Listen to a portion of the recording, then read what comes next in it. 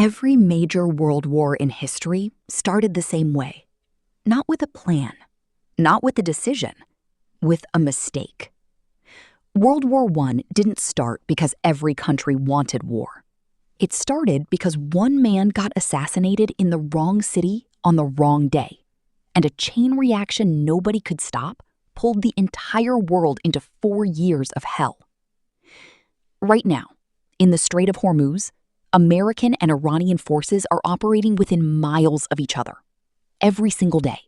Weapons loaded, tensions maxed. One miscalculation. One trigger pulled at the wrong moment. One missile that hits the wrong ship. And the chain reaction begins. In the next 17 minutes, I'm going to show you exactly how the US-Iran war becomes World War III. Not through intention, not through planning, through mistake, through accident, through one bad decision made at 3 a.m. by someone under impossible pressure. This is the story nobody is telling, and it starts right now. Let's establish exactly what is happening on the ground right now, because the mainstream coverage is missing the most dangerous part. In the Strait of Hormuz, a waterway only 21 miles wide at its narrowest point, you currently have U.S. Navy destroyers, aircraft carriers, and submarines operating in active patrol mode, Iranian Revolutionary Guard speedboats conducting what they call defensive operations. Both sides have weapons locked and loaded. Both sides have standing orders to defend themselves if attacked. And both sides are operating in the same 21 miles of water, simultaneously, every single hour of every single day. Now, think about what that actually means in practice. A U.S. destroyer picks up an unidentified vessel approaching at high speed on radar. The captain has seconds to decide, is this a civilian boat or a suicide attack? He makes the wrong call. He fires. Or an Iranian speedboat commander receives garbled communications from his headquarters. He thinks he has authorization to engage. He launches. Either way, within minutes, you have dead American sailors or dead Iranian soldiers. And at that point, neither government can stand down. Not politically, not militarily. The escalation ladder gets climbed, fast. This is not a hypothetical. This is the exact environment both sides are operating in right now, today. Now, here is the part that should genuinely concern you, because this war doesn't become World War III by itself. It needs a tripwire. And right now, there are 3 of them, any one of which could trigger the cascade. Tripwire 1. A U.S. carrier gets hit. America currently has naval assets in the region, including some of its most powerful surface vessels. Iran has been developing one specific capability for decades with exactly this target in mind: anti-ship ballistic missiles. The Shahab series, the Khalij Fars. Missiles specifically engineered to hit moving aircraft carriers. If Iran, through accident, miscalculation, or desperation, lands a significant hit on a major U.S. naval vessel and kills American sailors in large numbers, the American public and Congress would demand a response so overwhelming that the current conflict would look like a skirmish. And that response would almost certainly drag in Iran's allies. Tripwire 2. Iran's proxies miscalculate. Iran doesn't fight alone. It has a network of proxy forces across the region. Hezbollah in Lebanon, the Houthis in Yemen, Shia militias in Iraq, and contacts in Syria. These groups have their own commanders, their own weapons, their own timelines. Right now, these proxy groups are watching the U.S. pummel Iran, and some of their commanders want to act. They want to open a second front. They want to hit Israel. They want to hit U.S. bases in Iraq so hard that America has to split its attention. If Hezbollah launches a major attack on Israel, Israel retaliates massively into Lebanon. And suddenly you don't have a US-Iran war anymore. You have a regional war with 5 or 6 active fronts simultaneously. Tripwire 3. Russia decides Iran is too important to lose. This is the one that keeps military analysts up at night. Russia and Iran signed a comprehensive strategic partnership in 2024. Russia has been supplying Iran with air defense systems. Russian military advisors have been present in Iran. And Russia has made very clear, privately, that a complete Iranian military collapse is not something Moscow will simply watch happen. Why? Because if Iran falls, if the US successfully destroys the Iranian regime, Russia loses its most important Middle Eastern partner, its access to warm water ports, its influence over oil prices, its ability to threaten Europe's energy supply through Middle Eastern instability. Russia cannot afford a US victory in Iran. And if Russia calculates that Iran is about to completely collapse, the question becomes, what does Putin do? Does he stay on the sidelines? Or does he intervene in a way that forces NATO to respond? That is your World War III scenario. And it is not as far away as you think. Everyone talks about Russia, but the most dangerous wildcard in this entire situation is actually China. And here is why. China imports more oil through the Strait of Hormuz than any other country on Earth. Roughly 40% of China's total oil imports pass through that narrow waterway.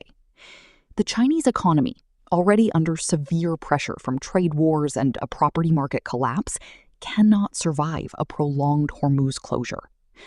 Every week the strait stays closed costs China billions. Every month pushes Beijing closer to an economic crisis that threatens the Communist Party's grip on power. Now, here is the critical point that nobody is connecting. China has a 25-year, $400 billion strategic partnership with Iran. China has been Iran's economic lifeline throughout the entire sanctions period. And China has its own navy, the PLA, which has been expanding aggressively and now operates in the Indian Ocean and Arabian Sea regularly. So here is the scenario that nobody in mainstream media is discussing. What if China, facing economic catastrophe from a closed strait, decides to send naval vessels to escort Chinese oil tankers through the Strait of Hormuz? Not to fight the US, just to escort civilian vessels, just to protect Chinese economic interests. Suddenly, you have Chinese warships and American warships operating in the same 21 miles of water. Here is something that received almost no coverage, but should have dominated every headline. During the naval exchanges in the Strait over the past several weeks, there was at least one incident where U.S. Navy vessels fired warning shots at approaching Iranian boats, and Iranian shore-based radar systems interpreted those warning shots as the opening of a major U.S. naval offensive. Iranian missile batteries were activated, targeting systems were switched on. Iranian commanders were on the phone with Tehran, asking for authorization to respond.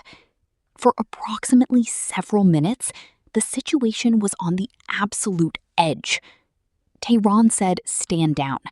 The commanders stood down. The moment passed.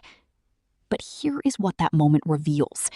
The communication systems, the decision-making chains, the authorization protocols, they are all operating under maximum stress. They are all moving at the speed of crisis. And in that environment, the margin for error is not large. It is razor thin.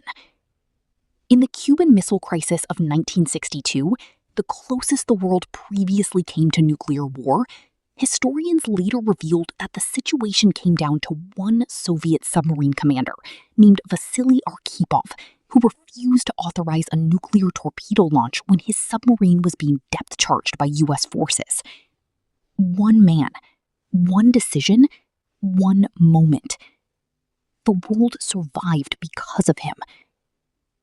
Right now in the Strait of Hormuz, we are relying on the equivalent of Vasili Arkhipov, some unnamed commander on some vessel somewhere, making the right call under the worst possible pressure.